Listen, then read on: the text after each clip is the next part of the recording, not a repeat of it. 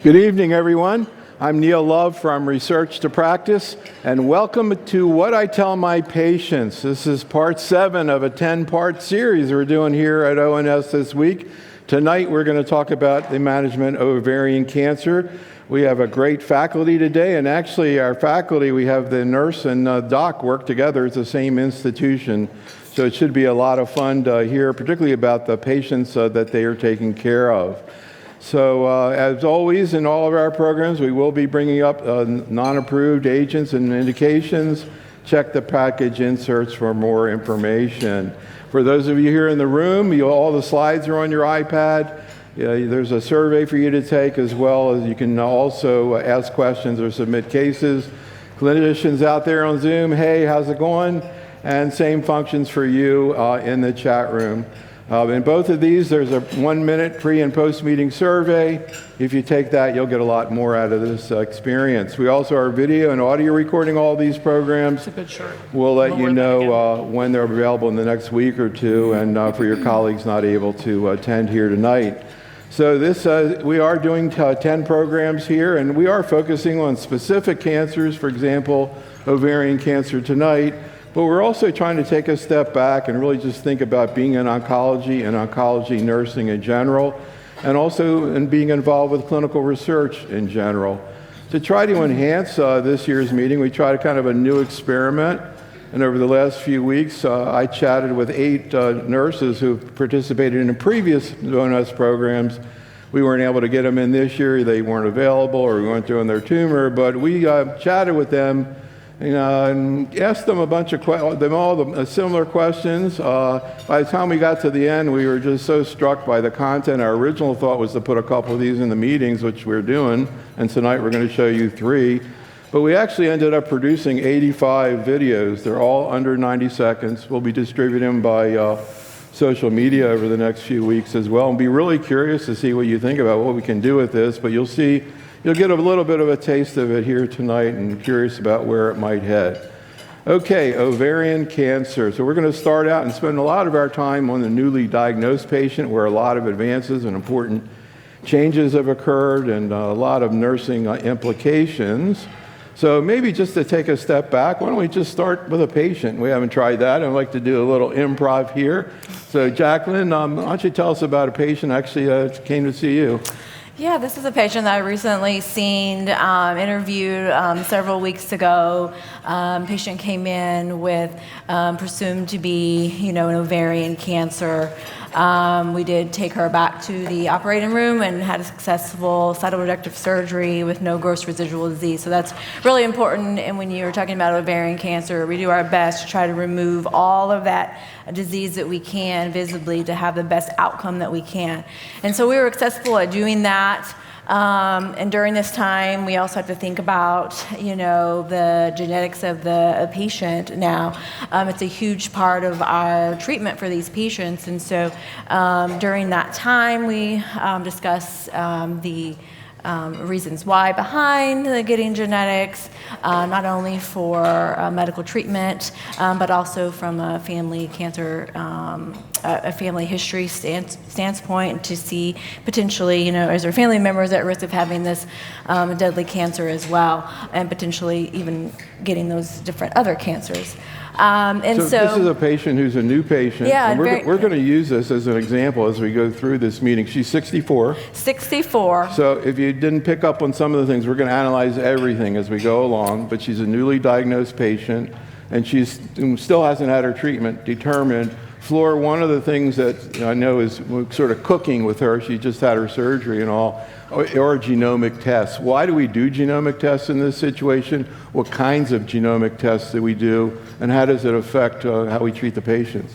Yeah, so there's sorry, that was for Flor. Trying to move it around a little bit, There you go. No, she knows it all. She's fantastic. So she don't really need us over here. But no, this is a great opportunity for our patients. So different reasons. The first reason really for the patient herself is that if we see that there's a genomic underlying problem, that we have also targeted drugs that we can use in these situations. So really having that information early on will be helping us to figure out what are we going to do for maintenance to try and keep these patients cancer-free. And Dr. Moore was the primary investigator for probably the most impressive trial, for the SOLO-1 trial that did olaparib in upfront and BRCA patients, and really has paved the way to an impressive overall survival difference here for these BRCA patients. So I think that's huge for the patients themselves, but also for the family members. Oftentimes this doesn't get picked up, and it may not be evident yet that there is breast, ovarian, pancreas, maybe even male breast cancer. This may be the first contact with a provider that's looking at it. Hopefully not.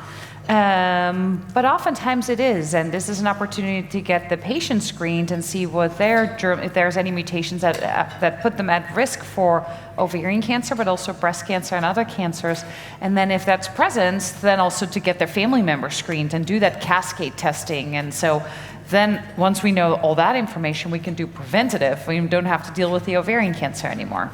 So, and as you were mentioning, really things changed dramatically with the so-called SOLO-1 trial that Katie led, looking at the PARP inhibitor olaparib, and then that's going to be a key question here. And this woman who's just getting the treatment that we had been using in the poor chemotherapy, is she already starting that now? Yeah, she's on cycle number 2, so we're Taxol carbo, and we've added the Bev. And that was kind of where we were, 5-10 years ago before we started use studies to look at PARP inhibitors. And so this woman is going to have genetic testing and also testing of the tumor. And we're going to go through all this. But Katie, the things, as Flora just sort of alluded to, the whole treatment of patients in this situation, incidentally, she's 64, which I guess is pretty typical type of age, Katie, for this presentation. So, prior to this, we really just had chemotherapy, and then you led the so-called SOLO-1 study. Now, that was restricted just to patients, I believe, with BRCA1 and 2. Is that right? Correct. So they theoretically would be the ones who would respond the best. Can you explain a little bit, first of all, prior to the actual, this study, what had been done to understand how PARP inhibitors work? And when you started this study, what did you think you were going to see? Sure. So SOLO-1 started accrual in 2013. And prior to that, there had been, in the history of drug development, it's a pretty rapid ascension to FDA approval. The first approval was in the recurrent setting in BRCA 1 to 3, or actually 3 or more priors recurrent disease. And the response rate and the duration of response in that setting was so profoundly better than what was a historical benchmark that it gained accelerated approval in 2014, and then sort of started entering these large randomized phase 3 studies as a maintenance. Prior to that was all of the preclinical work and early phase 1 work to really understand the dosing and scheduling of this first oral medication in ovarian cancer.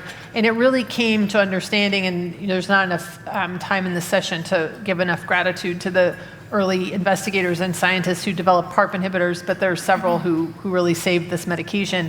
The efficacy of PARP inhibitors really hinges on the fact that PARP inhibitors inhibit PARP.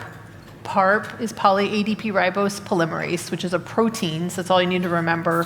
And that protein is really important in fixing DNA. So right now, you're all sitting here and your cells are dividing and your DNA is replicating, and it's some miracle that it happens and we're not all just goo, because we have this really beautiful surveillance system and proteins that fix the DNA errors so that we have normal cells, which is great for normal cells, but not great for cancer cells. Like if a cancer cell is really good at fixing its DNA, it just keeps living. PARP is one of those key proteins. Ovarian cancer through BRCA and through many other modifications that we'll probably talk about has a lot of vulnerabilities in how it fixes its DNA as it's replicating, so it really struggles to do it.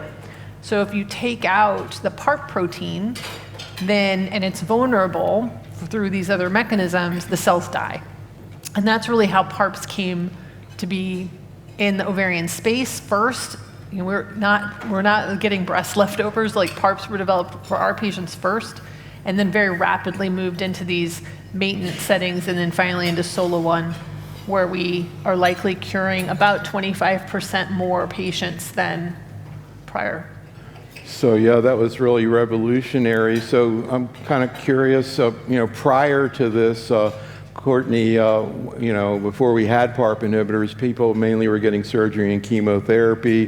What would a patient like this typically, after she's finished her adjuvant chemotherapy, would she normally get some kind of a maintenance? Prior to the PARP inhibitors, no. Sometimes patients would get like bevacizumab as a maintenance therapy, but the PARP inhibitors have definitely changed our maintenance strategy. How do these people usually present? How did this woman present? She presented with bloating, nausea, vomiting, typical. early satiety. Right. Is that what you typically see, Courtney? And what are some of the other presentations you've seen of ovarian cancer? Sometimes it can be generalized just like fatigue, but a lot of times it is the GI symptoms like the early satiety, weight loss, nausea. Oftentimes they'll have some abdominal or pelvic pain. Frequently we'll see patients go through several workups before they come see us with a cancer diagnosis. So their primary care doctor kind of does a general workup. Sometimes they're referred to GI. Sometimes they're referred to several different specialties before the cancer is identified because the symptoms can be so vague. So Flora, can you talk a little bit about the type of testing a patient like this is going to be going through? She's actually having it done now. You're waiting for the results. Really, the main purpose is really to assess the possibility she may benefit from PARP inhibitors. Can you explain kind of the types of tests and what somatic testing is versus germline, and then the types of mutations and how that corresponds with PARP? Yeah, so you mentioned there's two main types. So the germline, so if there's something in the genes, that could be passed on between family members also, and then the tumor. So for the germline, there's a lot of different panels, and we're very fortunate that we have genetic counselors embedded in our clinic also, but that's not the case for everybody. But it's more than just BRCA. There is RAD51, there's other BRIP, there's other mutations too. And so most of the patients will get a pretty extensive germline panel with somewhere between 50 and 75 genes that will be tested for inheritable diseases. So that's the one part. If that is negative, we still want to go a little bit further. We want to test a tumor too, because you can also have a BRCA mutation in your tumor that still can make you sensitive to the PARP inhibitor drugs, and to the same level as if you have it in your germline also. So really important that you test both the germline as well as the tumor to get those results. And also if you find something in the tumor, if you do it the reverse way and you get your tumor results back first, you have that BRCA mutation in tumor. That does not mean that somebody has a germline mutation and that their family members are at risk. So by doing then the subsequent germline testing for that same patient that had the BRCA mutation in their tumor, you can, and it's negative, then you can reassure their family members also that they're okay. But it can also be a way to actually pick up that you should do germline testing. You may find somebody in their family, but it should be a combination of both. Roughly what fraction of patients present with BRCA germline, who are BRCA germline? So about 15%, as high as 25%.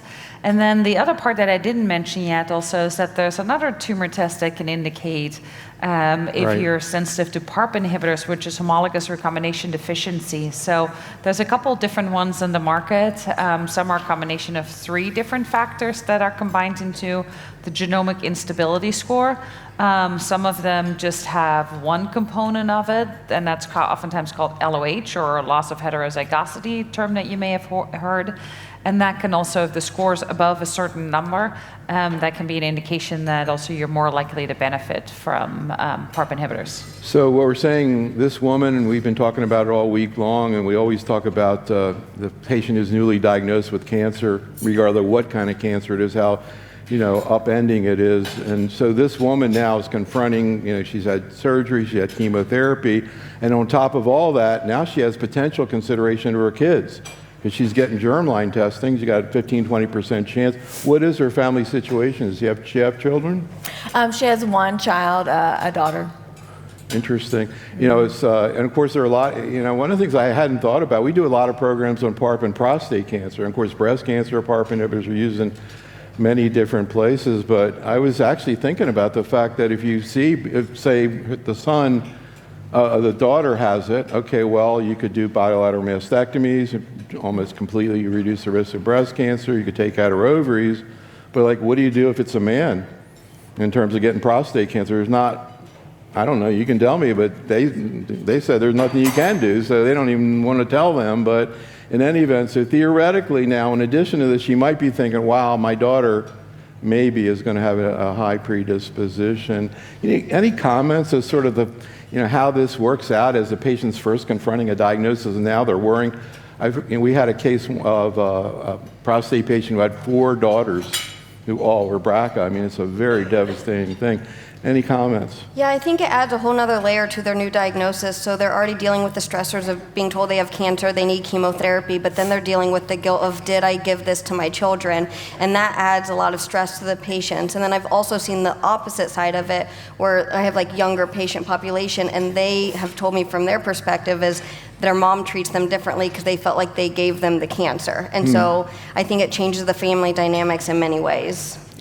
So we've had a theme in this ONS meeting. We've been coming here. I'm sorry, good floor. Let me add to that. So I totally agree that there is a lot of stress. I actually have a very interesting patient also who was diagnosed. She was 35 when she was diagnosed, stage 4B ovarian cancer. She tested, she was BRCA positive, BRCA2 positive, and then we tested the rest of the family, and actually didn't know where it was coming from. Her mom turned out to have BRCA2. I did the risk-reducing surgery for her mom then, wow, who did not have a diagnosis yet, until we did her risk-reducing surgery and found a early stage 2, like microscopic in her tube. So wow, this is the other side of the story, like the daughter helped her wow, mom from the How old is her diagnosis, mom? which is the patient was 35, the mom was I think 60. So yeah, so she, crazy story, but yeah, usually we don't see it that way.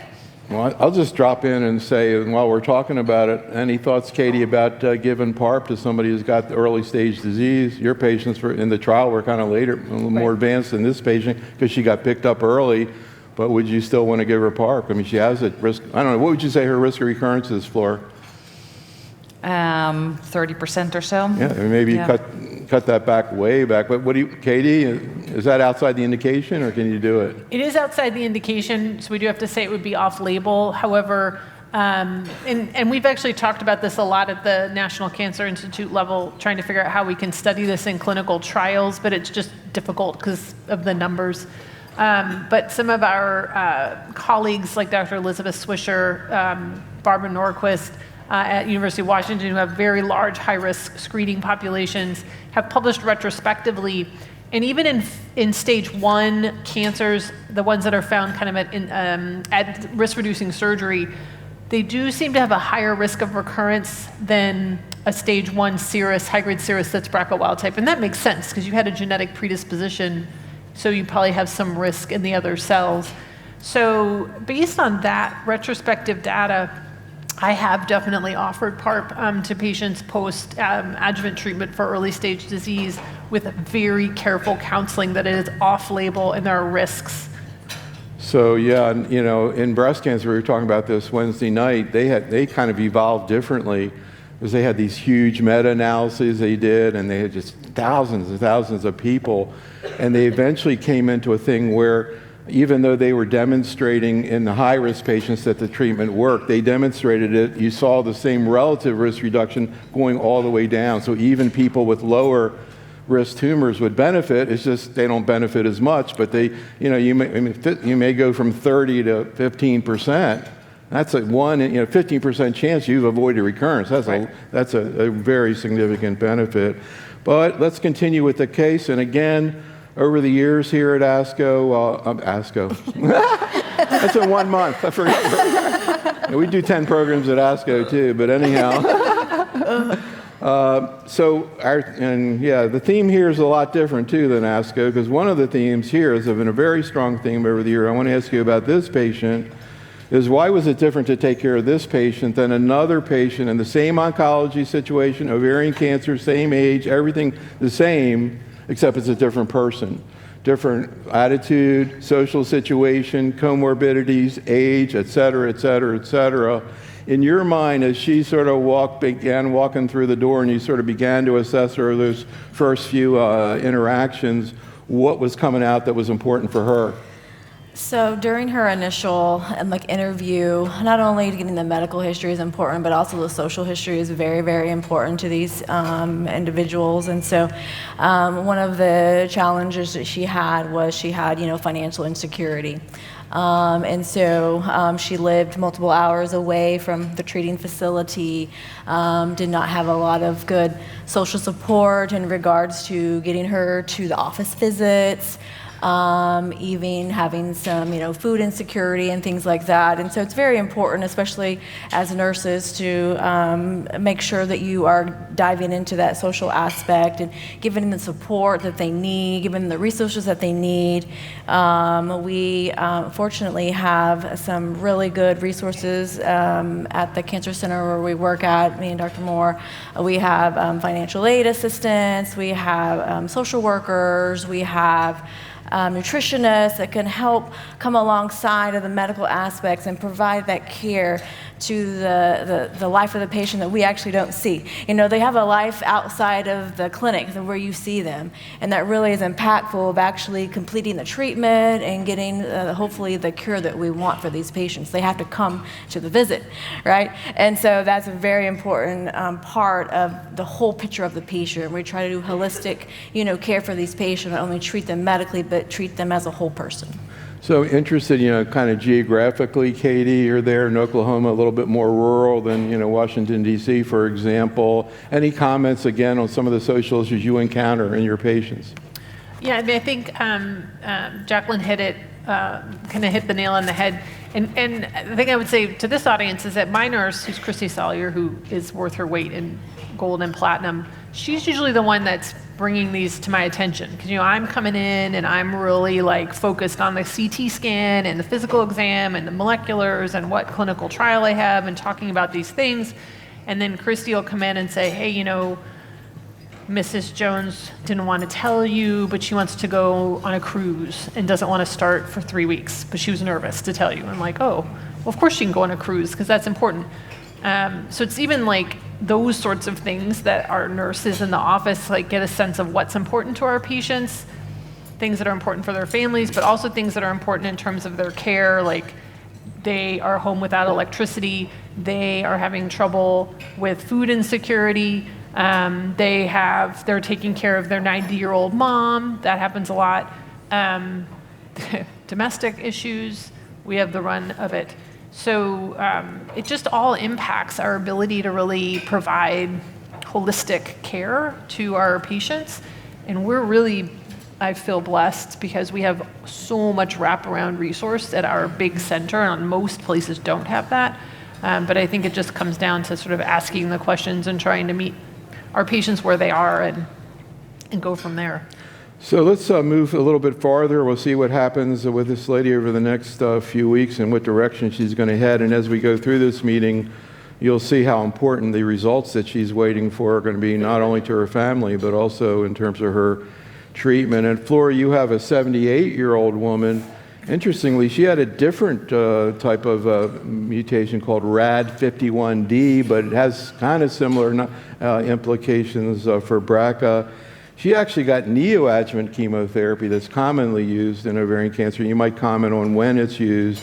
And then she did get a PARP inhibitor on a trial, niraparib, which is also approved in these situations. Can you talk a little bit again about how she presented and kind of what happened with her?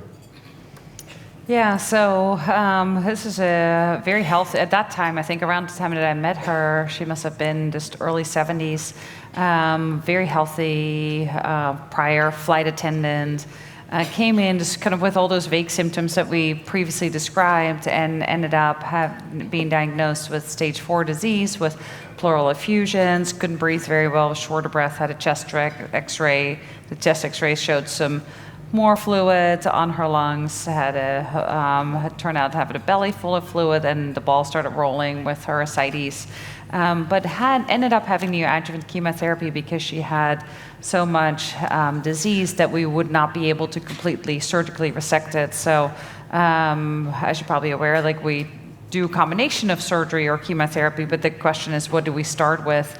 And so that depends on, ideally, you would like to start with surgery and remove everything if we can, but if we cannot remove everything, then the risk is too high, and there's no benefit of starting with surgery, risking those complications. So we start with chemotherapy first for 3 or 4 treatments, and then do surgery in the middle of the treatment, and then do another 3 or 4 treatments of chemotherapy afterwards.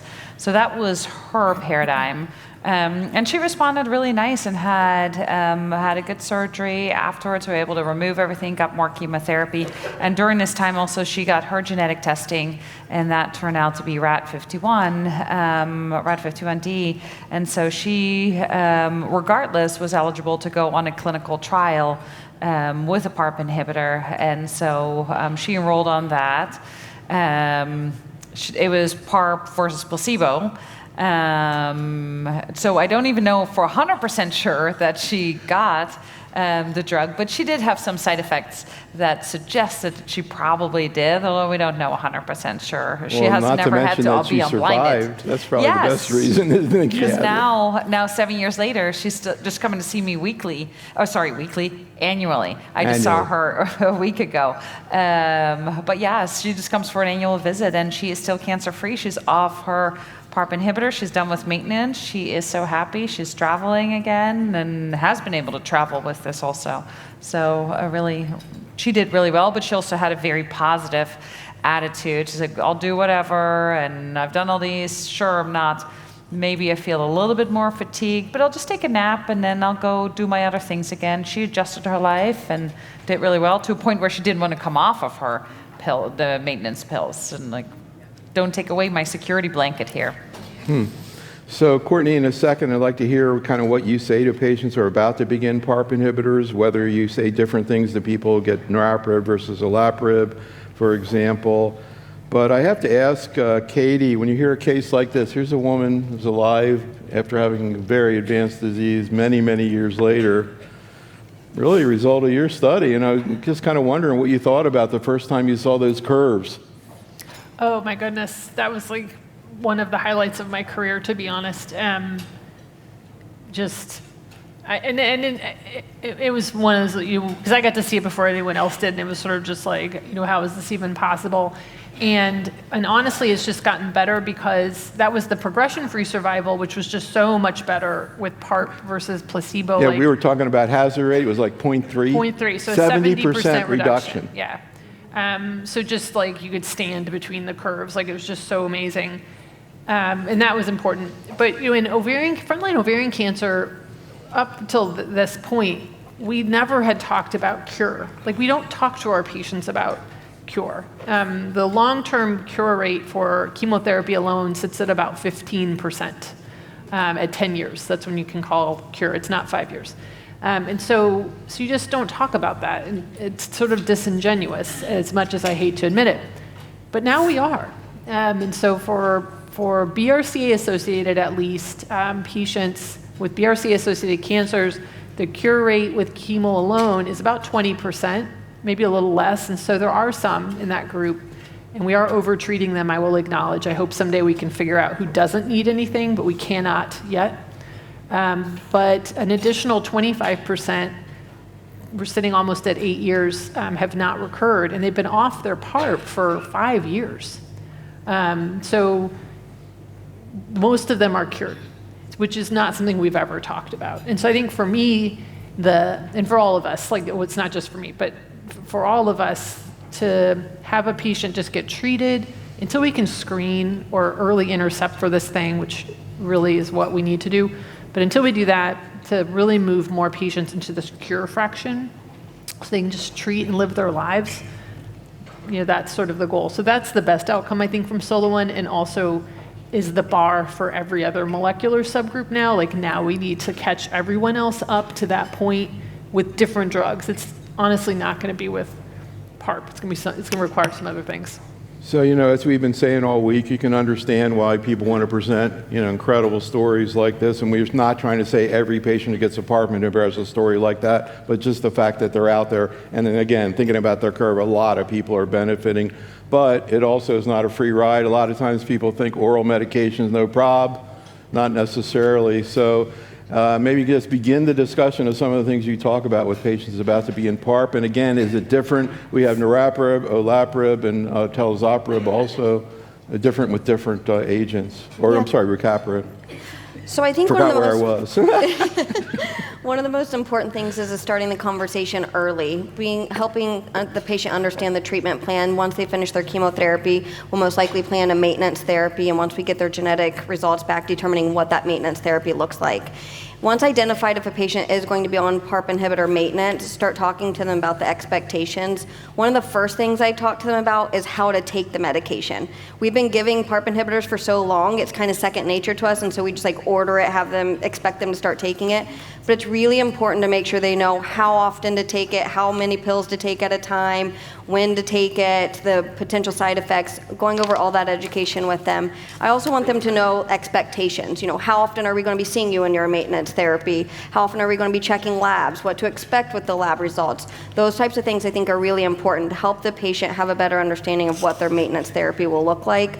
And then I talk about the specific side effects depending on which PARP inhibitor they're on, which can be different depending on the PARP inhibitor. And then I talk to them about signs and symptoms to be looking for, reasons they should be calling our office. And then I briefly touch on reasons we might need to hold treatment or even dose reduce their PARP inhibitors depending on their side effects. So we want to continue this discussion. This is one of the most important themes of the whole week. We've talked about this. There are oral medications in almost every cancer now that are not that easy to give, and there are a lot of considerations. We were talking about this extensively Wednesday in breast cancer.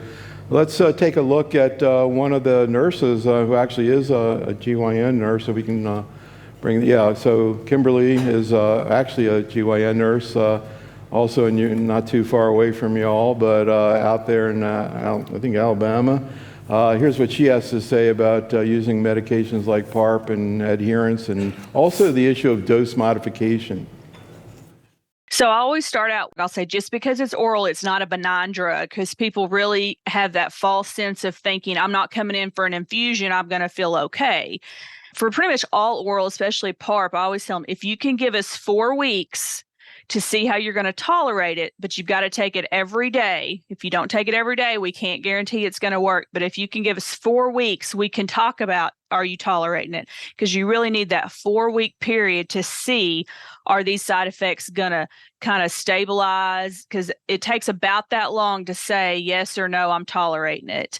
And the same thing with the long term, I'll say, you've been on it for this long, we can talk. Do we need to reduce it? Is it worth it? Is it, it's always that risk and benefit conversation. And once they get through that first couple of months, they tend to be okay, and they'll take it every day for the most part, as long as they're feeling okay. I like to use the example of same thing with the blood pressure medicine or diabetes medicine. We always change the dose based on, is your blood pressure too high, too low? Is your A1C too high and too low? If you kind of explain it that way, they tend to understand, because a lot of them have some other comorbidity where medications have had to be adjusted accordingly. So Jaclyn, just kind of curious, we hear that a lot of times patients get uncomfortable when you want to do dose reduction, are they going to lose control of the tumor? Any thoughts, again, about using PARP inhibitors and encouraging adherence? Yeah, and so I think it's important to listen to your patients, listen to their fears that they have, expel the fears that they have, and kind of redirect them, acknowledge that they do have those fears, but just kind of, it's important just to say, yes, you do have these, but how can we help you meditate those or correct those? And the biggest thing really is a lot of time with the fatigue. They're very fatigued in the first few months, and if they can get through the fatigue, like she said, use that 3-month time frame, the fatigue will slowly be going away, and they'll be able to function as they normally did before. And so I think a lot of it is just listening to them, redirecting them, giving them the advice that they need, giving them and making sure they're taking their pills correctly. Like you said, are they taking antiemetics with their PARP inhibitors, because they can cause nausea. So nausea and fatigue and anemia are one of the top side effects with the PARP inhibitor. So ensuring that they are taking the nausea medication, and like she said, dose reducing if we need to, and checking those labs on a weekly basis in the very beginning. So the first month or so, we're checking to ensure they're not having, a profound anemia where we need to stop the drug and we need to give them blood blood transfusion and things like that. So I think it's, again, just giving them the expectations up front, when to call the clinic, and then intervening when we need to, and giving them that support that they need at home to kind of alleviate those side effects. So yeah, Kimberly's at Little Rock, Arkansas. So Flora, your colleague from Ohio State, Dr. O'Malley, was here yesterday morning talking about endometrial cancer, but we also talked a little bit about PARP, and the issue of fatigue came up, and he kind of brought up the issue of methylphenidate or Ritalin. I'm curious how you handle fatigue, and also can you talk a little bit more about cytopenias, thrombocytopenia, the weights and plates story with niraparib, and anemia, transfusions? Yeah. So just continuing on the fatigue, it usually starts with kind of what was brought up already with exercise, good sleep hygiene, keeping a good rhythm, getting good nutrition, kind of doing all those things first. But then there's some patients that are so debilitated, can't do their activity. Hey, can't make it to my grandson's ball game on Sunday because I'm so fatigued. Well, those are moments that you may want to use something like the methylphenidate to get them, and they can try that out at home, and if that works for them, and then starting that at a low dose, and then they may make it to that event. I never get to go with my girlfriends for lunch or for a dinner anymore because I'm so tired to get them through that period, but usually not as a standard. Like if you're needing to take that every day because the fatigue is so bad, you need to start holding it, see if they get better. Is it really the PARP inhibitor that is causing this fatigue, or could there be something else medically or something else? Mental health, medical issues can all contribute to that. So if it's not improving with the PARP, if they're off for a week maybe, or even sometimes a little bit longer, or even a few days, then yes, a dose reduction may not help. But otherwise, sometimes we do have to do a dose reduction for fatigue also. In terms of anemia, do you typically transfuse and keep them going to the same dose, or dose reduce? Yeah. The anemia, so we expect all our patients to be slightly anemic, I would say. Most of the time, like, oh, my lab is not good. It's like, well, your hemoglobin is over 10. That's pretty good. We're excited about it, but the patient's like, it's red. It is not. Exactly. It is not. It's highlighted. But we're happy with that. And we're probably happy with if it's over 9, and if they've been on a while, maybe even over 8.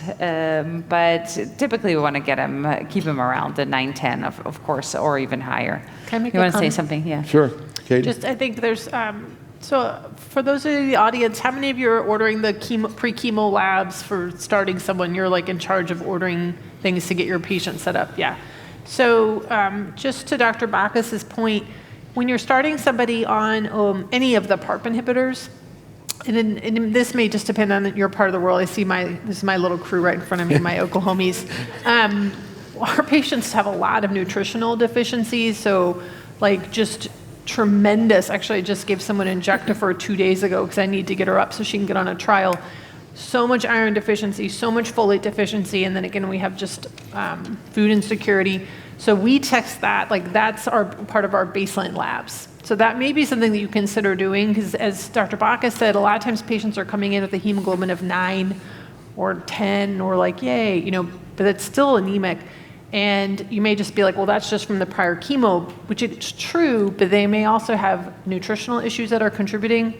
And so if you just replace those as you're starting the PARP, you can not eliminate the anemia, but you can mitigate the severity, so you can try and avoid the transfusions and things. So we found that to be particularly helpful if you just do it up front and just be aggressive with your replacements. That can help just prevent some of the grade 3s, that you might need to transfuse for. So there's another issue we need to bring up here in terms of the potential increased risk of acute myeloid leukemia or MDS. But I got to say, I've been sort of flashing a little bit on the idea of your patient with food insecurity without electricity driving home with pills that are extremely, extremely expensive, and how much we invest in the technology of their healthcare, but yet they don't have electricity. Interesting comment on our times. What about AML and MDS, Flor? What do we know about it? You can see this with chemotherapy, and 1%, for example, the doxorubicin is not a huge surprise. We know that these PARP inhibitors are working inside the DNA what have we learned? And particularly one of the things that we were curious about is the risk of AML and MDS in patients. Katie talked about in the beginning how, of course, everything was in people way far down the line. They had already had a lot of chemotherapy, which increases that risk.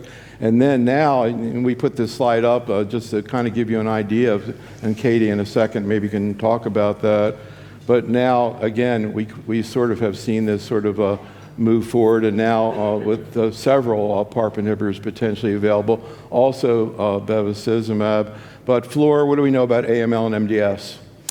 Yeah, so we're really talking more about the front line now. We saw it more when we were doing PARP inhibitors in the recurrent setting, so patients that went on maintenance treatment after having a platinum-sensitive recurrence and finishing a chemotherapy. So it was at least our second, if not fourth line of platinum-based chemotherapy. So multiple risk factors, but there we saw numbers going up to 4 to 8%, in some select populations, maybe even a little bit higher than that.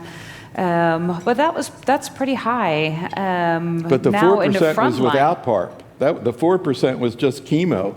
That went to 8. But just think 4% is pretty high to start with, just from chemo. Yeah. Am I Yes, right, it is. Katie?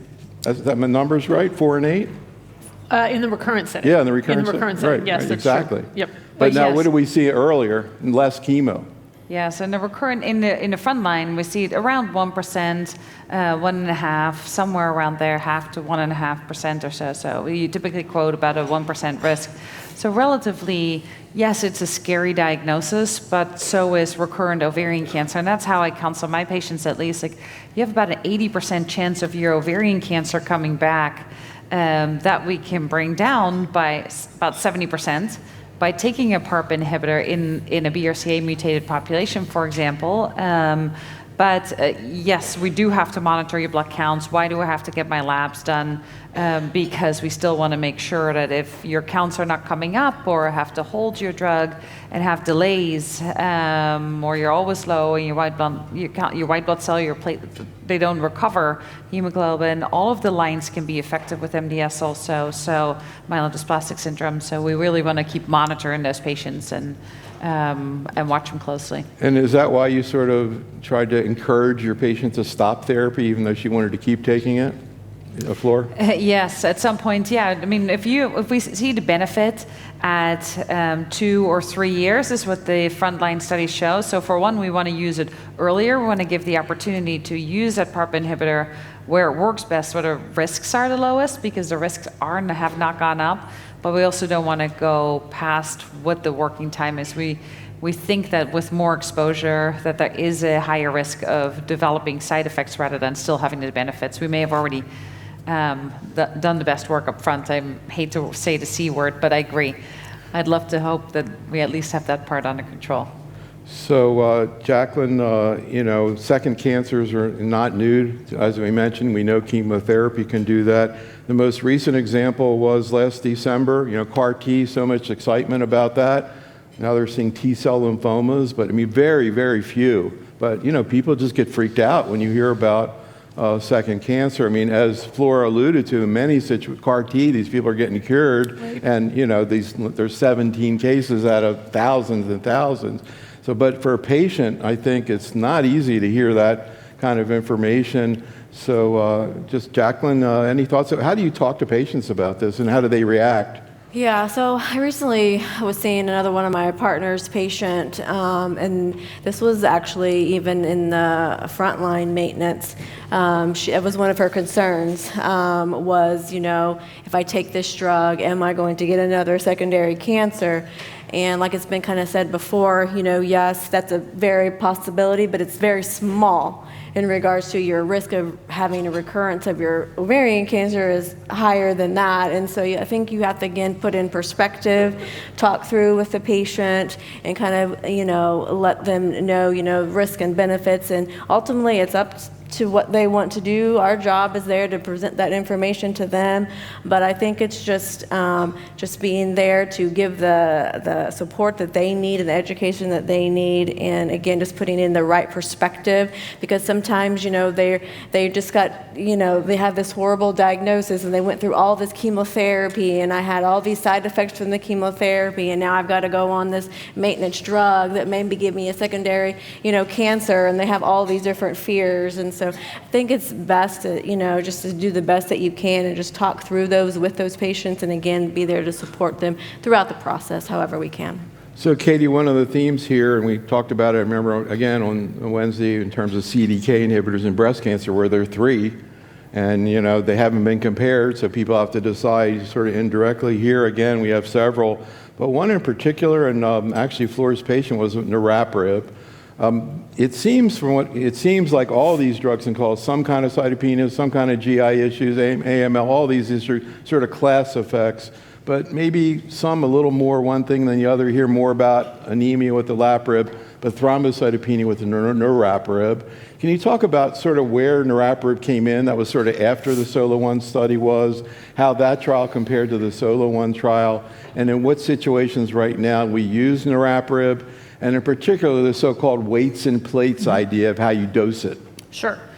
Niraparib, niraparib was the first PARP inhibitor to enter phase 3, or at least complete their phase 3 clinical trial in the platinum-sensitive setting. That was the NOVA study. That was all comers. It's a little more complicated study to present, but it's the first study that really showed the benefit of PARP in the maintenance setting, their platinum-sensitive recurrence, and then olaparib came after with SOLO-2, and then rucaparib as well. In the frontline, SOLO-1 read out, followed by a study called PRIMA. PRIMA was different than SOLO-1 in that it allowed not only patients who had BRCA, but also all comers. So any patient whose tumor was high-grade serous or high-grade endometrioid was eligible to come on. And then the statistics were done in such a way that the comparison was benefit of PARP versus placebo maintenance in biomarker positive tumors. They were called homologous recombination deficient, which includes BRCA, but also includes some tumors that were not BRCA. We call that BRCA wild type, but had other vulnerabilities to how their tumor fixed their DNA. So they're termed HRD. And then if that looked positive, then the study looked at the whole population, which is called intention to treat, or ITT, you'll see that. And so niraparib showed benefit in the primary endpoint, which was progression-free survival, which is the time the patient enters the study. So it's after chemo. So they had to respond to their chemo. They get randomized to placebo or niraparib until they progress. That's progression-free survival. And so in the biomarker positive group, the HRD positive group, it was very much a positive study. The hazard ratio for BRCA was very similar to PARP. It was about 0.3, and it was about 0.45 overall. And then the whole group, including that HRD group, also benefited, which is why niraparib currently has an FDA indication for any patient, irrespective of biomarker, in the maintenance setting, as long as they have responded to their frontline chemotherapy. So that's how that came about, and that's its current indication. And there are a lot more patients there are a lot of patients like that. More patients like that than there are patients with BRCA. And niraparib is approved for that, but the other PARP, olaparib, is not. Olaparib alone is only approved for BRCA. Olaparib plus bevacizumab is approved for HRD positive. So there's not the reasons wild for that. type that you're talking about now. But not the wild type. So you just have niraparib. Right. So what happened with your 45? Because I want to hear about this weights and plates thing, the sort of the weight and platelet count adjusted initial dose. Your 45-year-old lady looks like she got the weights and plates strategy, so she had a reduced dose. Can you explain kind of what that numbers are? Sure. So when we start PARP inhibitors, they all have a different starting dose. Olaparib, the two most common in the front line are olaparib and niraparib. Olaparib is dosed twice daily, and it's a starting dose of 300 milligrams twice a day, so 600 total. And then you can dose reduce to 250 and then 200, although most just go to 200, but you can do both. So you can see there's a number of kind of dosing strategies there, which is good. But a lot of times patients don't like taking things twice a day. I can't even take things once a day, much less twice a day. Our patients are amazing. Niraparib, when niraparib was developed, one of the true benefits of it is that it's once a day. So it's once daily dosing. You heard about the nausea with all of the PARPs. It's no different between the PARPs, and so you can take it once a day. You could take it with an antiemetic and go to bed. Those are very good aspects of that medication. But it is a different medication in that it's a more potent PARP inhibitor in terms of its PARP trapping. And it may, because of that and other reasons, have more of an effect on platelets. And we wish it had been developed a little bit differently, but it only really has 3 doses, 300, 200, 100. So when it was developed in the NOVA trial that I mentioned to you, that platinum-sensitive study, which it worked really well, but we had a lot of patients with big drops in platelets. Like, we can tolerate someone who comes in, their platelets are 75,000, you're like, you're okay, don't floss your teeth, good. But patients are coming in with like 8 platelets, and then you're like, go straight to the emergency room for platelets. So that's a no, you cannot have that. And so they did a lot of analysis as to why that was happening, and in a retrospective analysis that has been validated, it looks correlated with the baseline weight of the patient and the baseline number of platelets the patient has. So if the patient's platelets are 150,000 or less, or the baseline weight is 77 kilograms or less, not both, either or, that patient is at risk for severe thrombocytopenia. And so that patient, if you're starting a patient on niraparib and you have either of those, then you start at 200. And it cuts the rate of severe thrombocytopenia, but also anemia and neutropenia by about half. Takes it down to about 13%. Grade 3 or 4 thrombocytopenia, which is still a little higher than olaparib that sits about 6%, but better than 30%.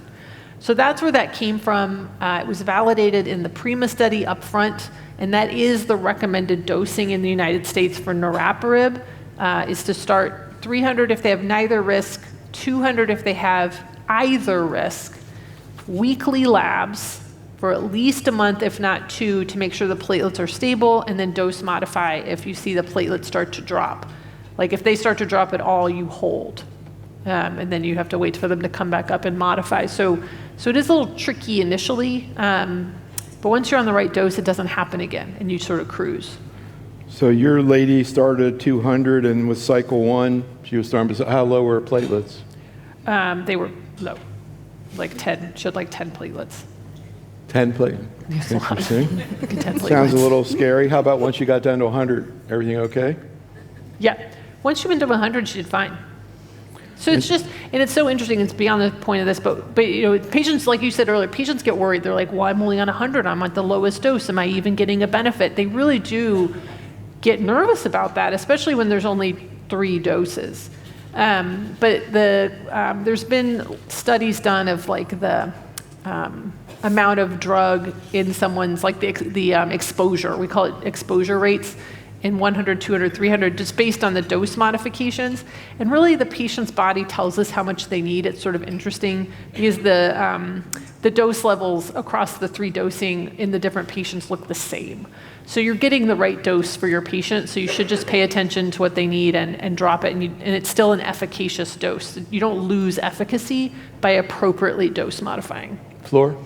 Yeah, I think this is so important that you're pointing this out. The other thing I've seen, I think this is also where it's important for our nurses to be on board with all of this, too, and our nurse practitioners, to provide that education. Yes, it is safe to restart because sometimes can be a very effective drug, and then the patient's like, well, I had this episode, my platelets were down to 10, I had to get transfused, I'm so scared, I'm not going to take this again. But it doesn't mean it's going to happen again. Actually, most of the time it happens within the first week or 2, and at least during the first cycle. That's why the first cycle is such intense monitoring. But then once you do your dose reduction, it oftentimes doesn't happen again, and they do just fine, and they can stay on their treatment. But same for other providers. I've seen patients, and I'm sure we've all seen that, like from coming back, one episode of thrombocytopenia that was pretty severe, and never restarted. Yeah. And we take away that opportunity to cure patients. So really important that we educate our patients and reassure them, like, with good monitoring, we can work this out. So, Courtney, we're going to move into a recurrent disease in a second. I would like to hear about your 48-year-old patient who was BRCA positive who recently lost her sister to ovarian cancer. Before we hear about that, just a couple of questions back to the docs in terms of where we might be heading. Floor one, of course, everybody always wants to add checkpoint inhibitors onto anything just to see what happens. Sometimes it works, sometimes it doesn't. How about here in ovarian cancer? Do you see any future? There are some hints that this may be a good strategy. What are you thinking, Fleur? Yeah, nothing big yet. There's been one study recently presented about immunotherapy and PARP inhibitor, but kind of hard to tease out. Is it just a PARP inhibitor? Is it the immunotherapy combination? But the studies where it was chemotherapy with immunotherapy in ovarian cancer followed by immunotherapy maintenance, or even with bevacizumab combinations, have not really panned out that it adds any benefit. We're certainly waiting for another study that will be presented in the near future, hopefully, with immunotherapy and a PARP inhibitor to see if that worked in the upfront situation as a maintenance treatment. So that study actually had 4 different arms, and so 2 have been reported, other 2 still we're waiting for. So maybe we'll see a signal there, but immunotherapy in ovarian cancer have not done very well yet. So we were saying this morning that the abstracts for the ASCO meeting were just published today, and just a little bit of hint, this is the big oncology meeting of the year in the beginning of June in Chicago. So we were just checking out some of the papers, and a lot of follow-up of these studies we talked about. But I was just mentioning to Katie a couple cool ones I saw. One, neoadjuvant PARP, neoadjuvant olaparib. I was curious, because there's a study in breast cancer, what they did in BRCA, I think it was like 50 people or something. They had a very high response rate, and then I never saw it again. I mean, you guys are using the chemo and all, it sort of makes sense. Any thoughts, or you know anything about neoadjuvant PARP, Katie? A little bit, and what I know from Dr. Shannon Weston and MD Anderson, who's led the NOW study, which is so it's for patients with BRCA-associated cancers who are getting neoadjuvant chemo, and they get 2 cycles of olaparib leading in, and then they're assessed for surgery. And so the endpoint was really, it's a small study, just to look at feasibility, like would patients be interested in this? Would they respond? Because the responses to platinum are quite high. You don't want to compromise that. And then what was their outcome at surgery? So Dr. Weston presented the preliminary results of that at the Society for Gynecologic Oncology last year. And thus far, I think there were 14 patients. It still looks preliminary, but very feasible with very successful surgical outcomes. Good responses? With responses, which you would expect. So Sure. The question is, and it will be difficult to know from that small study, what does it look like long-term? Like, does it change the outcome long-term? But so the short-term outcomes, which was the point of the feasibility study, look quite promising. And now Dr. Stephanie LaRue at Princess Margaret, who's, she and Shannon are like competing for smartest women. Actually just smartest doctor, not even gender. But they compete because they both are doing just groundbreaking work in ovarian cancer. So it sounds like Dr. LaRue has a study. So I'm excited to see the abstract they haven't been released yet, just the titles. So, right. We don't even know how many patients are in it. Yeah, we'll have to see what's in there. Yeah. So the other one that caught my eye wasn't just an ovarian cancer, but it looks like multiple cancers. We've been talking about bispecifics, both immune bispecifics, and then at lunch we were talking about EGFR, hitting 2 parts of the target. So there's a paper here, the bispecific targeting PD-1 and CD137 combined with systemic IO, pembrolizumab. So and you know anything about that, Katie? I don't know about that particular combination. I don't think that is I'd have to look at 137 for ovary, but bispecifics in ovary are actually kind of hot right now. There's a number of them in clinical trials, several of them in combination with either PD-1 inhibitors or with chemotherapy. So we'll kind of see. So it's an interesting strategy. If you think of an antibody like a Y, one arm of the antibody grabs a target, usually, thus far it's been something called CD3, so that's an immune cell, and then it grabs something that's on the tumor, like a tumor-associated protein, like MUC16, which is CA125 protein, or PRAME, or a number of others, and then tries to bring them together so that the immune cell recognizes the cancer cell protein and says, hey, I should kill you. I'm going to make a bunch of me that are programmed to kill this thing, and make the person create this army of programmed T cells. That's the goal. It's like wake up the immune system. So they're pretty cool. Tebentafusp and uveal melanoma, like that's a completely immune, like inactive. It's like on the curve of things that are reactive, like cutaneous squamous cell to immune checkpoint inhibitors. It's like the very bottom, like it's the worst like possible thing that could ever respond to an immune drug. And yet you have this bispecific that works amazing. So they're cool. Whether or not they pan out in ovary, I think remains to be seen.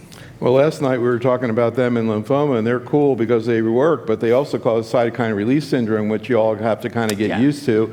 Now, the general oncology, they're already getting used to it because they're using it in myeloma and they're using it in lymphoma.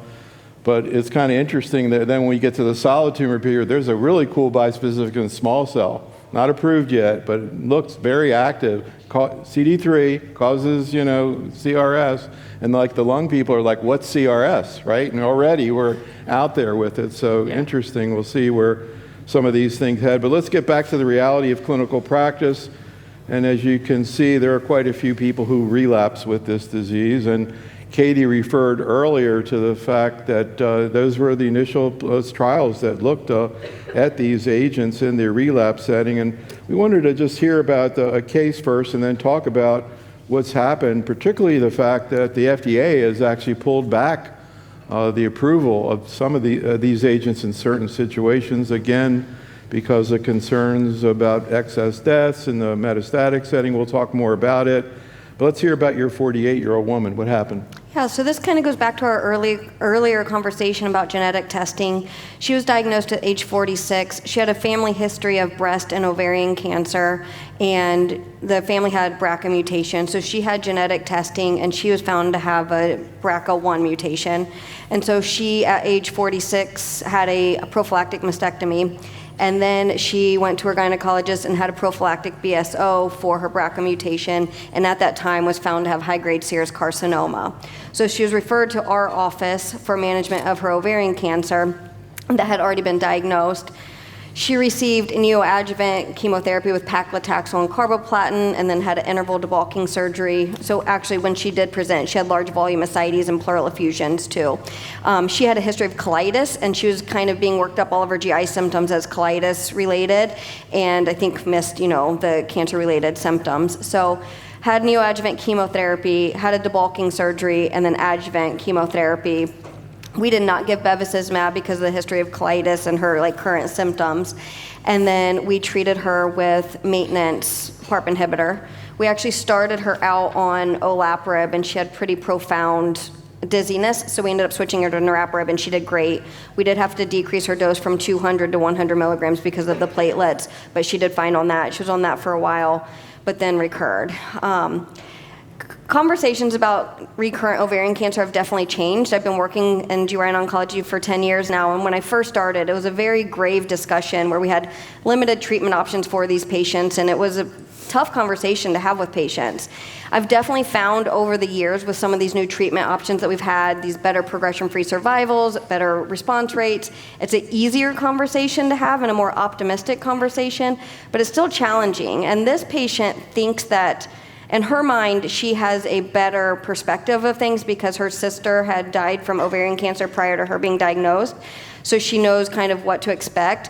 But in my eyes, every time I have a conversation with her, she knows where this is going. She knows the outcome. And so it's almost a little bit more challenging to have these conversations. Even though she's kind of prepared for what to expect, it makes it harder because she's been through this before with a family member. Did she share with you what happened to her sister?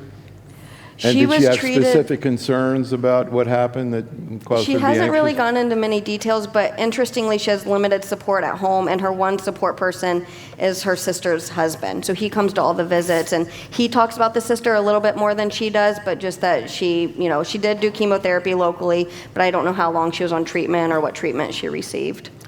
So, Flora, I don't know if this surprised you, but it sure surprised me when this started to happen with the FDA, and we could spend a long time talking about it, but you can kind of capsulize what happened.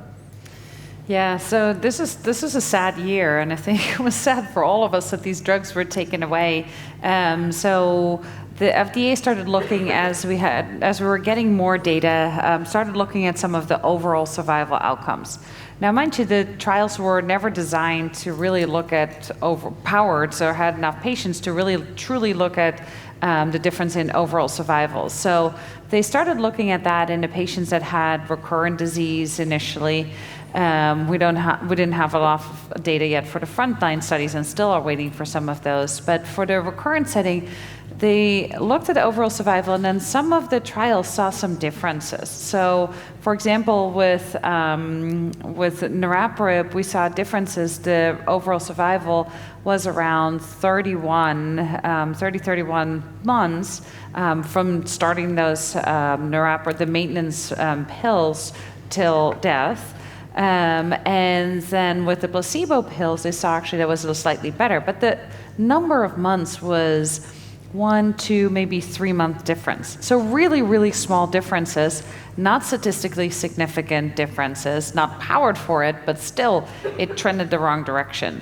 So the FDA started pulling some of those on the market, and tell me if I'm explaining that wrong, but then they started looking at the next study and the next study, and so some of these studies were differently designed. They had different populations in them that you really couldn't truly look at it, but there was concern that patients were not living significantly longer if you were on a PARP inhibitor maintenance in the recurrent setting at least. So really important that we think about the recurrent setting.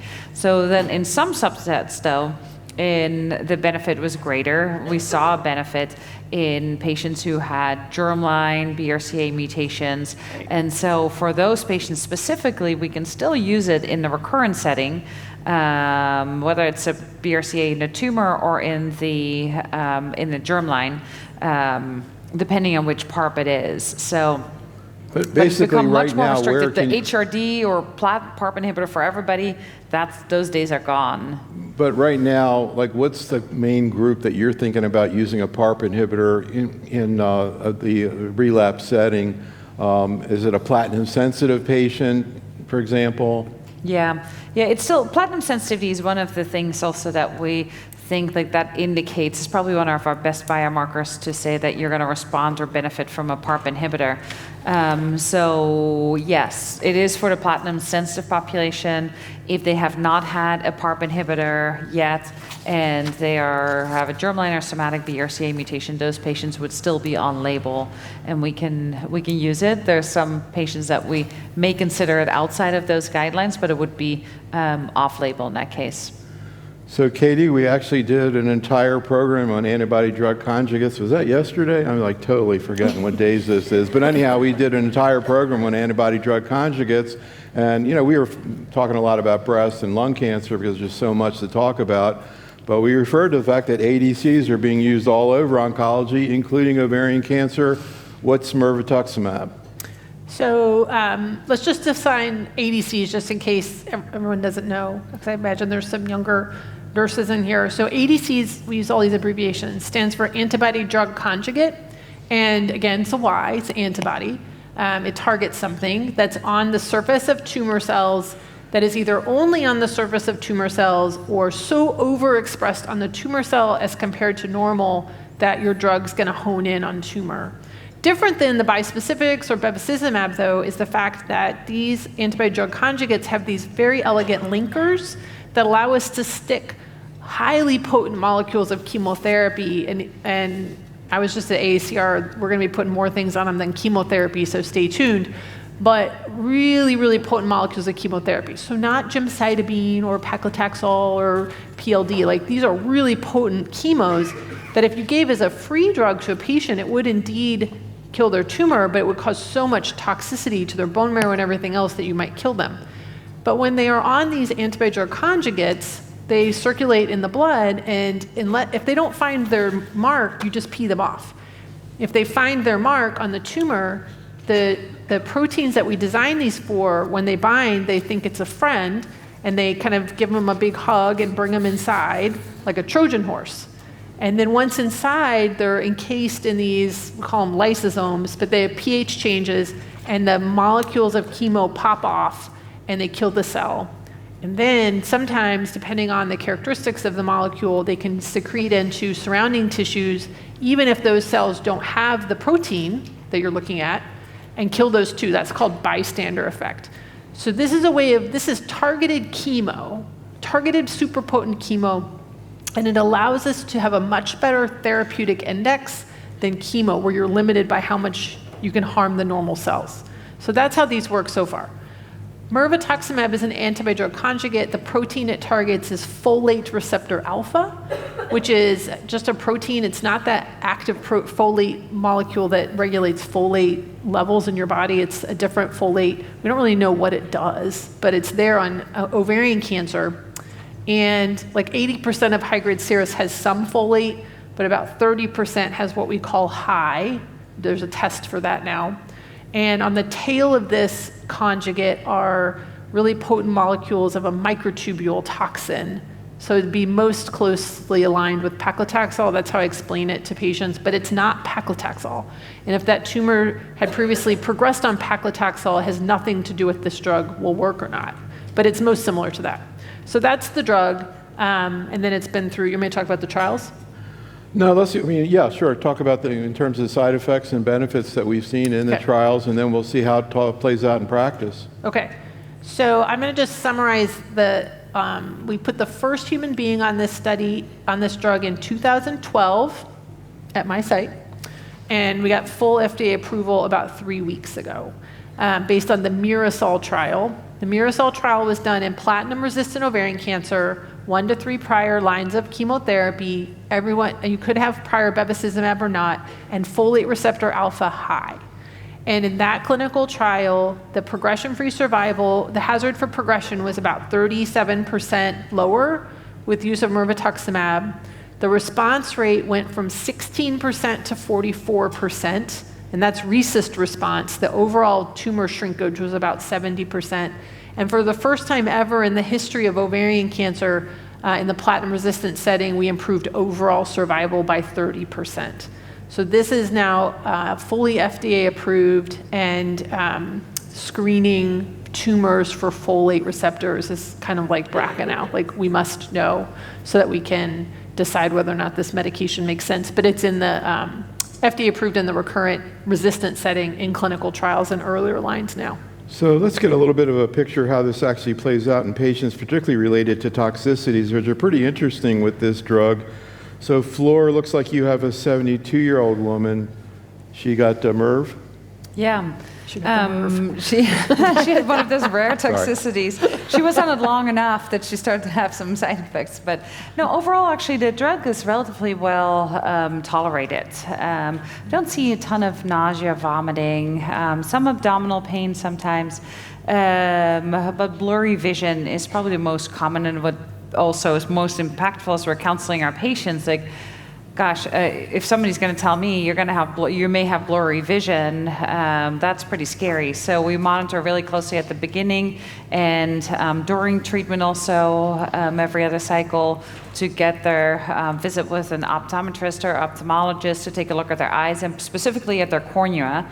And what we also tell the patients, so they get this inflammation, sometimes a little cyst on their cornea or keratitis. But the cornea also sheds, just like our skin does. So when you hold the drug, then also when you give it a little bit of time, it typically improves, and it's very, very rare that you get permanent changes in vision. But it's a really important one to manage. So as long as you use the lubricating eye drops and prophylactic steroid eye drops, and you hold the drug on time before it can get really bad, you can mitigate that. So we've gotten much more used to it. It was very scary too, I think, for all the providers also, and how do we assess this, and for patients alike. But we got a good handle on that now, how to manage that with the drops. But that was probably one of my patient ended up developing slowly over the trend of time, and I've now had 2 actually most recently. that after like cycle 7, 8, which is rare that they get that far on any other drug, that they get 7, 8 cycles and in a platinum-resistant setting and they're still on. So that's a good sign, but then their liver function started to trend up. Their bilirubin went up, their LFT slowly started to go up, and ultimately got too high where I couldn't give it anymore. And so they ended up getting, both of them had a liver biopsy ultimately that confirmed that it was toxicity from the drug. That's quite rare. That was actually the first 2 instances that I had seen, and we've been participating in the trials, and I don't know if you've seen it more often, but it's mostly the blurry vision, probably that's the most common thing. So we recently did a CME program with an ophthalmologist from Memorial that was 90 minutes long, because there's so many things right now. All of a sudden, we're seeing ophthalmologic issues, ADCs, particularly erdafitinib, a drug used in bladder cancer called central serous retinopathy, is like all on. You had a patient who got mirvetuximab. How do you find patients respond when you bring up the visual thing? And what happened with this patient? So, Doc, just like Katie, we've been using mirvetuximab for 10 years. We started with the initial trial too, so I think our institution is much more familiar with it. So I think our conversations are a little bit more comfortable. We've had enough experience with it to know what to expect. The patients are kind of caught off guard because it's not something that they've seen before with chemotherapy side effects. But really it's just talking to them, making sure they're aware of what to expect, talking about, the symptoms that they might have, when to expect them. We usually see it between cycles 2 and cycle 3. And just like Dr. Backus said, generally these symptoms start to improve or resolve as soon as we stop the treatment. So it's not something that's going to cause permanent vision loss. And I think when patients hear like vision changes or ocular toxicities, they immediately think they're going to lose their vision or have like significant impact on their quality of life. And for the most part, it's dry eyes, blurry vision, and things that we're easily able to improve with using more consistent lubricating eye drops. Sometimes we need to change the dosing of the steroid eye drops, those types of things. But it's not severe vision loss or severe ocular symptoms. And Katie, we've been talking about on oncology. We start out late and we start moving treatments earlier. Is mirvetuximab moving up? Yes, so there's an ongoing phase 3 clinical trial right now to evaluate mirvetuximab with bevacizumab as a maintenance in the platinum-sensitive recurrent setting versus bevacizumab alone, which is only right now in folate receptor alpha high. We all wish it were in mediums and high. And then there's a few studies that are done that we expect to read out hopefully this year. One's called the Piccolo study, which was use of mirvetuximab monotherapy for platinum-sensitive recurrence, just instead of chemo, but in patients who have had like 2 or 3 lines of platinum and they're still platinum-sensitive, but it gets harder to use platinum 4 times. And so they use mirvetuximab, and I believe Dr. Alvarez-Secord will be presenting that at a meeting later this year, also in the platinum-sensitive setting. And then there's a frontline neoadjuvant study that's currently enrolling, led by Dr. Rebecca Arn at University of Alabama. So this is definitely moving up, and behind it, when something succeeds, excellence breeds excellence. So there is just a pipeline of second and third generation folate targeting antibody drug conjugates coming down the pike. And did you say that there was before when we were talking, there was a trial substituting Mirv for paclitaxel? That's the frontline study that Dr. Becca Arend is leading. So it's for patients who are going to get neoadjuvant chemotherapy. So you have to do really rapid testing to know if they're folate receptor alpha medium or high. And then they get mirvetuximab and carboplatin instead of carboplatin and paclitaxel. And we've tested that combination actually pretty robustly in the platinum-sensitive setting, and it works quite well. It's very well tolerated. I was going to say, it must be a lot better tolerated than Taxol. No hair loss. Yeah. Less, but not no neuropathy. Really? So we still have to do the neuropathy, but we do have to contend with the ocular disturbances that you've been hearing about. So there's always trade-offs, but if we can get rid of alopecia for our patients, I think, and Absolutely. maintain or exceed efficacy, I think that would be a win. That would be progress. Absolutely. So, Flora, again, we did a program yesterday focused on antibody drug conjugates, and one of the big issues there was the very recent approval of a HER2 antibody drug conjugate, trastuzumab deruxtecan, or TDXD, pan-tumor. Any patient with a solid tumor has run out of options who has HER2 positivity is eligible to receive this antibody drug conjugate. Can you talk a little bit about what your thoughts are, Flora, in terms of this agent, which seems to be very, very effective in many tumors, but also has some interesting complications? Yes, absolutely. No, it's a great new to gynecologic oncology, I should say. And the breast cancer world is much more familiar with this drug, but we're starting to learn. And as we start to go through these kind of growing pains with Mirvetuximab and some of the other drugs that we've seen, we're also going through to some of the growing pains now with this antibody drug conjugate. But so the response rates in overall in all tumors, if you were not present yesterday, is around 57% or so across the board for all tumor that expresses HER2 or is a high expressor. So even up to in endometrial cancer, one of the higher response rates in the 80s, which is unheard of, but still based on small populations. So we want to see the bigger studies, but it's very, very promising. Actually, in fact, that patient that had liver toxicity on Mirvetuximab is recurrent ovarian clear cell. She's been doing this thing for over 4 or 5 years now. She did okay with the Mirvetuximab. She just started. She hadn't responded to some things before, and she's now on the TDXD. And her CA-125 has gone from 1,200 to 800 to 500, and now was 300 most on Wednesday. So she's thrilled. She was so cachectic. Really, we dragged her through the first cycle, or her family basically said, please, please, please try. And she did for her family. Every cycle said, you don't have to do this again. And now she is cycle 5. And she's like, I'm going to go to Florida in 2 weeks.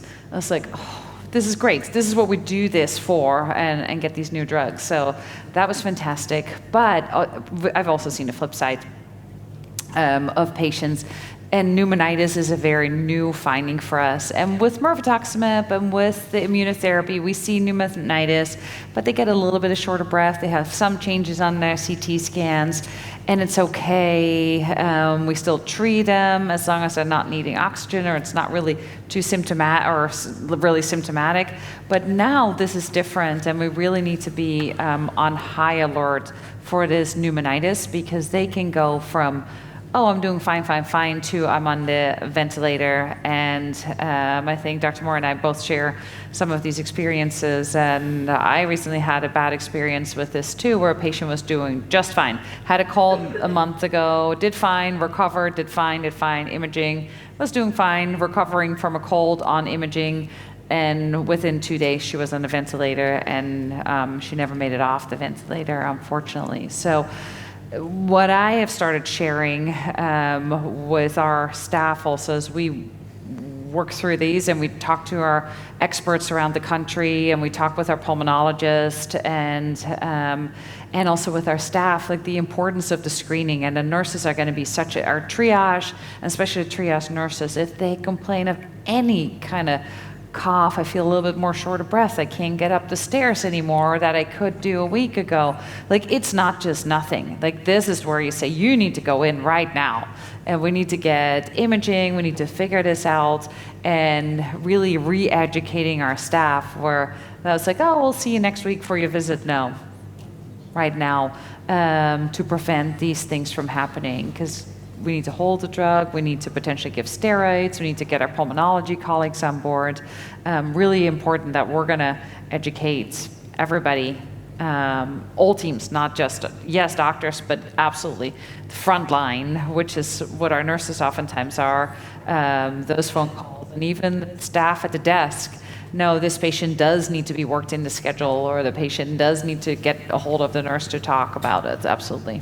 So, Katie, I see you had a patient also, 70, who got TDXD. You know, it's interesting, with this pan-tumor approval, all of a sudden, everybody outside breast has to all of a sudden, start finding out what's happening. And they're talking to the breast people, like, what do you do? And the breast people have it down. I'm not saying they don't see lethal, but they know how to do it. And they've got the system. They do a lot of CAT scans, very aggressive.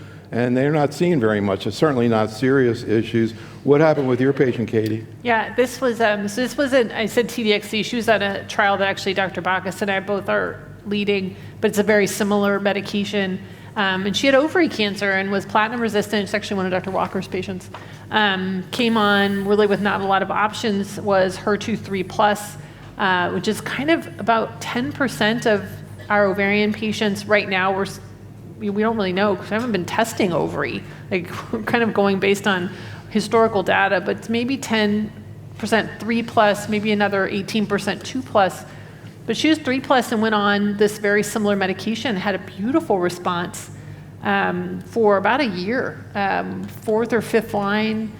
And the things you have to be alert for that are common is that these are highly emetogenic medications.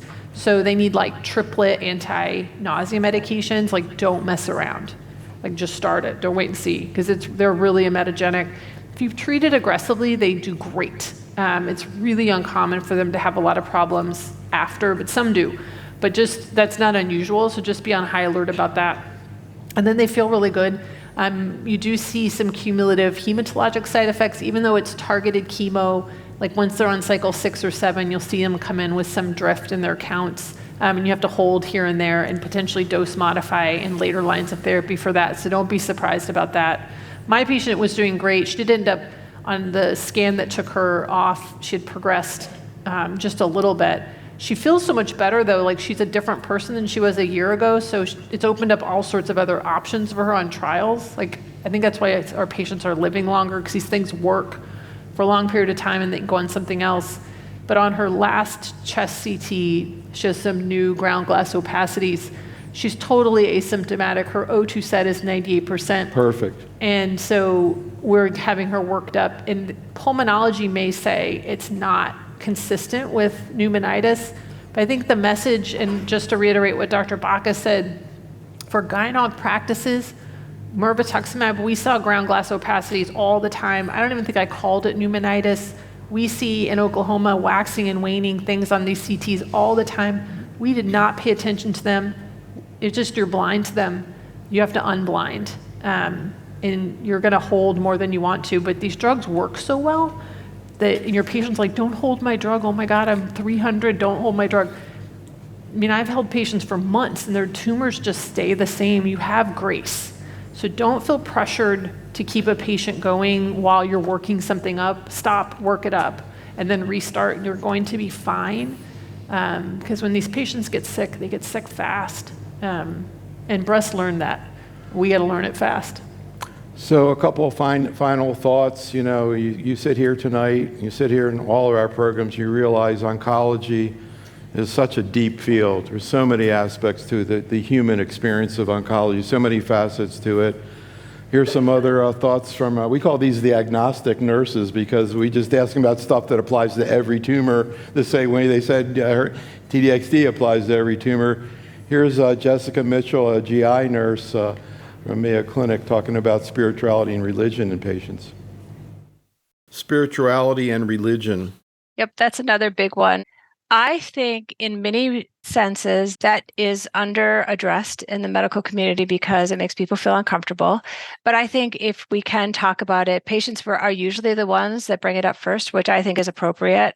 People who have a higher level of belief in a higher power, I found seem to be more at peace with their diagnosis and any changes that might happen. So I really feel like it's a huge benefit. Unfortunately, here we only involve chaplains or rabbis when patients usually are hospitalized and at end of life. But I think a more comprehensive cancer place would address spirituality earlier. I think talking beyond organized religion is important too, right? People don't always follow those paths. And I think that's really an important component of just the comprehensive person, right? Spirituality is a big part of that. People ask me to pray with them. I do that if they want me to. Courtney, any thoughts? I think she, hit on a lot of good points. I do think it's kind of underserved for a lot of our patients. We're fortunate at Ohio State. We do have a chaplain on site, even in an outpatient setting, which has been great because regardless of, the provider, the nurse, or the doctor, whoever's seeing the patient, what's important to the patient is important to the patient, and we have to make sure that the patients are getting the resources that they need.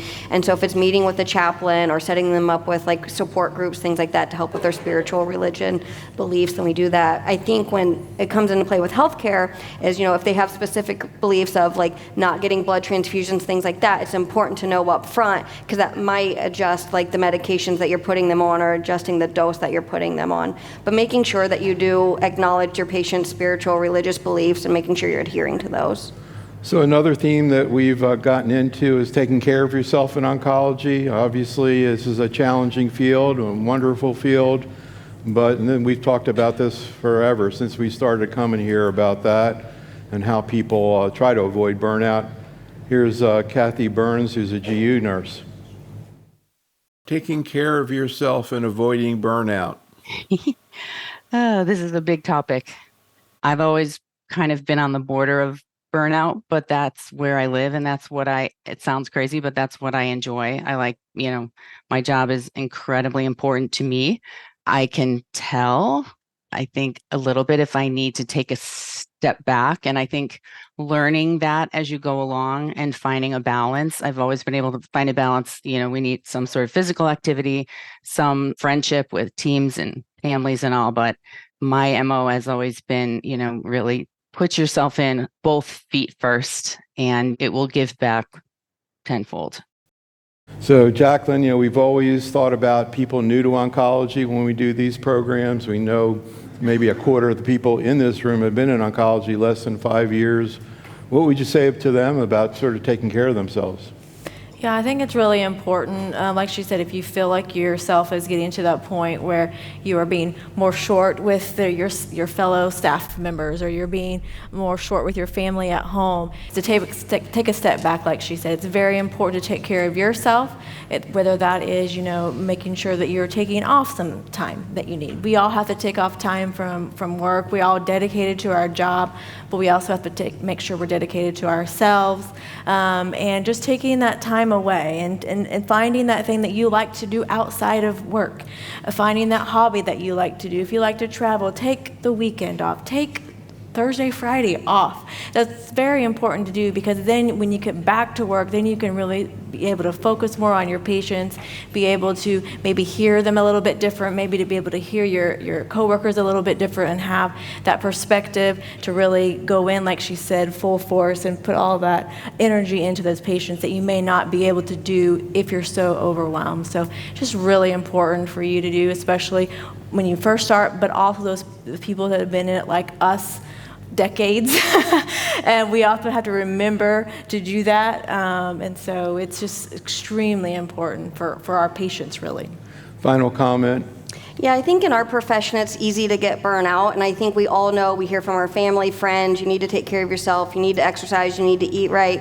But something that's really hit me hard is I've often had patients or my patient spouses say, I need you there to take care of me, or I need you to take care of my spouse. And if you're not taking care of yourself, you can't be there to help them. And we really form relationships with our patients and our patient spouses. And I think that's a different way to look at it. Like, they need us. And if we're not taking care of ourselves, if we're not getting enough sleep, we're not making good decisions, if we're not taking care of our health, we're not going to be alive to take care of them. And so just looking at that perspective, it's not a selfish thing to take time to yourself to exercise every day. You're actually helping yourself so that you can be helping others. I think everybody here is so grateful to the four of you for what you've shared with us tonight. Thank you for coming. Come back tomorrow morning, 6 a.m., HCC.